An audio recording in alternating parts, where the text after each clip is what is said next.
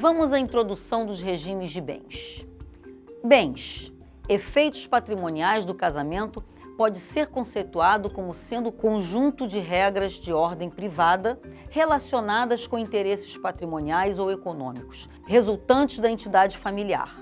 O Código Civil traz, entre os seus artigos 1639 a 1688, regras relacionadas ao casamento, mas que também podem ser aplicadas a uniões estáveis.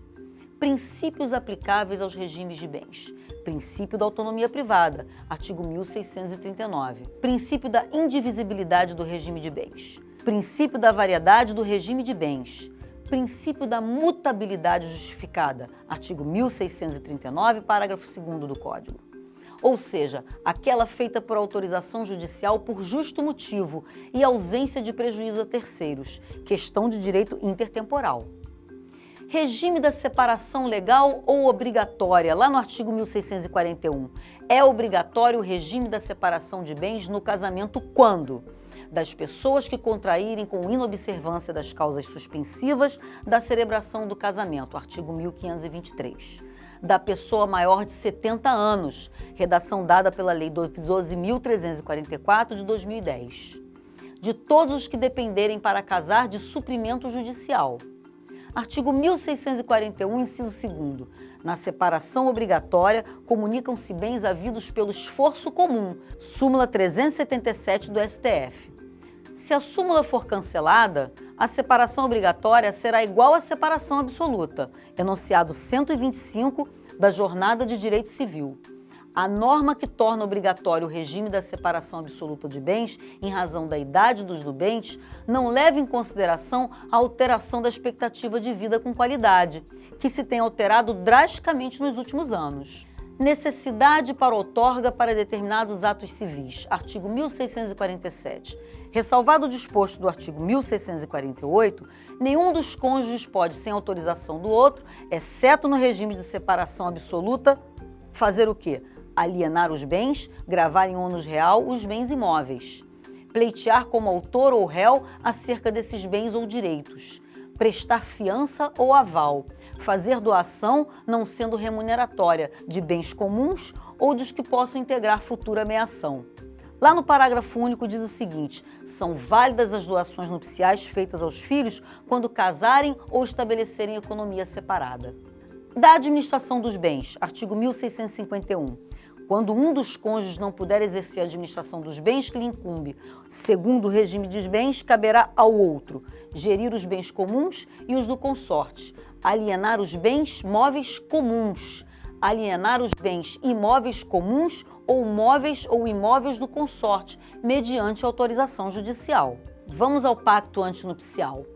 Trata-se de um contrato formal e solene, pelo qual os nubentes regulamentam as questões patrimoniais relativas ao casamento. Dá uma olhada no 1653 ao 1657. O artigo 1653 diz o seguinte: é nulo o pacto antinupcial se não for feito por escritura pública e ineficaz se não lhe seguir o casamento. O artigo 1655 diz o seguinte: é nula a convenção ou cláusula dela que contravém a disposição absoluta de lei. Lá no artigo 1657, a gente vê que as convenções antinupciais não terão efeito perante terceiros, senão depois de registradas em livro especial, pelo oficial de registro de imóveis do domicílio dos cônjuges. Finalmente, o regime de bens da comunhão parcial. Conceito e seu alcance, está lá nos artigos 1658 e 1666. Trata-se do regime supletivo de vontade, dispensando a necessidade de pacto antinupcial e prevalecendo no silêncio das partes, e na hipótese de invalidade do pacto. Comunicam-se os bens adquiridos a título oneroso durante o casamento, presunção absoluta de esforço comum, excluindo-se os bens adquiridos antes das núpcias e os adquiridos durante o casamento a título gratuito, doação e herança. Regime aplicável à união estável também, está lá no 1725. O artigo 1659 diz o seguinte: excluem-se da comunhão os bens que cada cônjuge possuir ao casar e os que se sobrevierem na constância do casamento por doação, sucessão e os subrogados em seu lugar. os bens adquiridos com valores exclusivamente pertencentes a um dos cônjuges em subrogação dos bens particulares. As obrigações anteriores ao casamento, aprestos. As obrigações provenientes de atos ilícitos, salvo reversão em proveito do casal. Os bens de uso pessoal, os livros, os instrumentos de profissão, os proventos do trabalho pessoal de cada cônjuge, as pensões, meio-soldos, montépios e outras rendas semelhantes. Os bens comuns, o que são eles? Está lá no 1660. Aquisição durante o casamento. São considerados bens comuns do casal, os bens adquiridos onerosamente, os bens adquiridos por fato eventual, os frutos adquiridos de bens particulares, as benfeitorias realizadas em bens particulares, os bens adquiridos gratuitamente por ambos os cônjuges. Outros bens que se comunicam por força de entendimento jurisprudencial. O STJ decidiu que o direito ao recebimento de proventos como o salário, incluindo o FGTS e verbas trabalhistas, a aposentadoria e honorários, não se comunica no fim do casamento. No entanto, quando essas verbas são recebidas durante o matrimônio, as mesmas se tornam bem comum, seja em dinheiro ou em bens adquiridos. No caso de imóvel financiado em contrato anterior ao casamento, neste caso, os valores deverão ser apurados. Vamos ver também os efeitos sucessórios segundo o STJ no casamento. O cônjuge somente terá direito sucessório sobre os bens adquiridos onerosamente na constância do casamento, em sentido contrário ao artigo 1829, inciso 1º. Assim, no regime da comunhão parcial, os bens exclusivos de um cônjuge não são partilhados com o outro no divórcio e, pela mesma razão, não devem ser após a sua morte, sob pena de infringir o que ficou acordado entre os nubentes no momento em que decidiram se unir em matrimônio. Acaso a vontade deles seja de compartilhar todo o seu patrimônio a partir do casamento, assim deve instituir um pacto antinupcial. Além disso, não remanesce para o cônjuge casado, mediante separação de bens, convencional ou obrigatória, direito à meação, tampouco a concorrência sucessória, respeitando-se o regime de bens estipulados que obriga as partes na vida e na morte. Desta forma, o cônjuge sobrevivente não é herdeiro necessário. Comunhão universal, artigo 1667 a 1671. Forma-se uma massa patrimonial única para o casal, estabelecendo uma unicidade de bens, atingindo créditos passados e futuros e débitos futuros também. As dívidas provenientes de atos ilícitos entram na comunhão universal, independentemente do proveito obtido pelo casal. Forma-se um condomínio, tendo cada cônjuge direito à meação de todos os bens componentes da universalidade, independentemente de terem sido adquiridos antes ou depois das núpcias, a título oneroso ou gratuito. Depende de celebração de pacto antinupcial.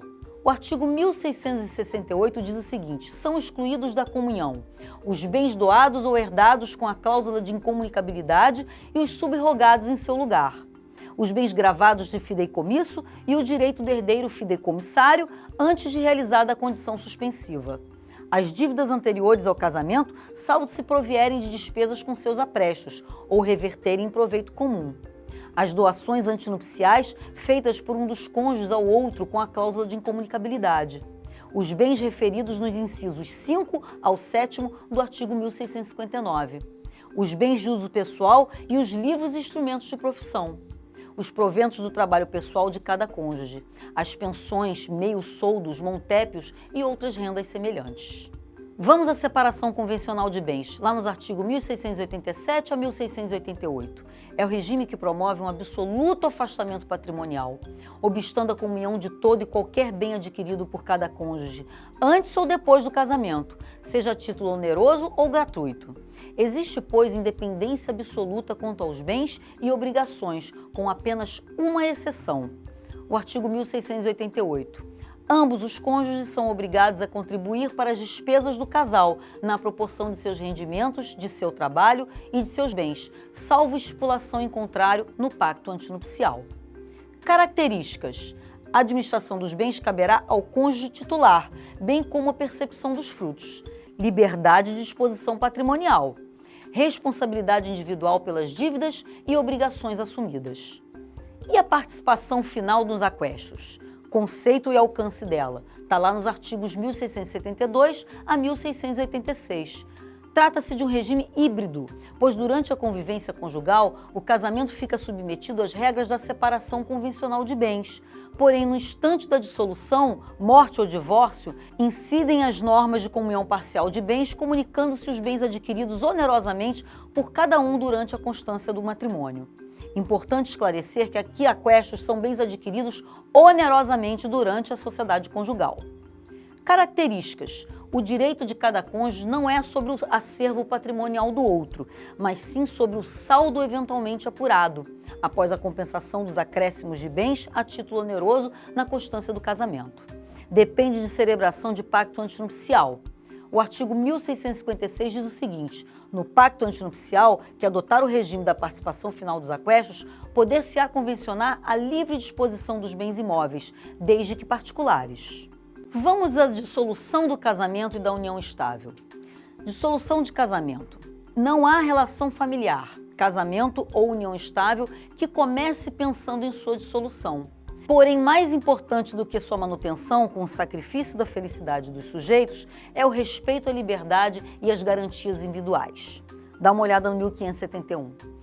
A sociedade conjugal termina pela morte de um dos cônjuges, terminativa e dissolutiva, pela nulidade ou anulação do casamento, terminativa, pela separação judicial, pelo divórcio, terminativa e dissolutiva. A Emenda Constitucional 66 de 2010 pôs fim à separação judicial ou em cartório. No direito brasileiro havia separação, que determinava um lapso temporal para que os cônjuges se divorciassem, com o resquício do desquite e sob influência do direito canônico. A Constituição de 88 inaugurou uma nova agenda de valores humanitários, o que afastou do direito das famílias a manutenção de um vínculo conjugal, quando já ausente a base afetiva que sustentava o relacionamento. Repercussões dessa emenda. Norma de eficácia plena e imediata, artigo 266, parágrafo 6º da Constituição. Acarreta o desaparecimento da norma infraconstitucional que regulamentava a separação, sendo considerada não recepcionada pelo ordenamento constitucional. Divórcio. Segundo a melhor doutrina, o divórcio é medida jurídica obtida pela iniciativa das partes em conjunto ou em forma isolada, que dissolve integralmente o casamento, fulminando tanto a sociedade conjugal como os deveres recíprocos e regime de bens. Quanto ao vínculo nupcial, ou seja, a relação jurídica estabelecida, permitindo que os ex-cônjuges possam casar novamente. Atualmente só existe o divórcio direto, com fundamento no direito de família mínimo. Efeitos decorrentes do divórcio: obrigação de prestar alimentos, partilha do patrimônio comum do casal, independentemente do regime de bens, guarda e regime de visitação dos filhos, utilização ou não do patronímico do ex-cônjuge. Com a morte do ex-cônjuge depois de celebrado o divórcio, o ex-cônjuge sobrevivente permanece com o estado civil de divorciado. Com a morte do cônjuge durante a ação de divórcio, esta perderá o objeto, dissolvendo automaticamente o casamento. Agora vamos à união estável. A união estável é uma entidade familiar formada por um homem e uma mulher ou pessoas do mesmo sexo, caracterizada por uma convivência pública, duradoura e contínua, com o objetivo de estabelecimento de vida em comum. A constituição de família é que diferencia o namoro da união estável. Previsão legal. Divisão de patrimônio diante da existência de sociedade de fato. Dá uma olhada na súmula 380 do STF. A Constituição Federal, no seu artigo 226, parágrafo 3º também, traz o reconhecimento da união estável como entidade familiar. Regime de bens. A regra.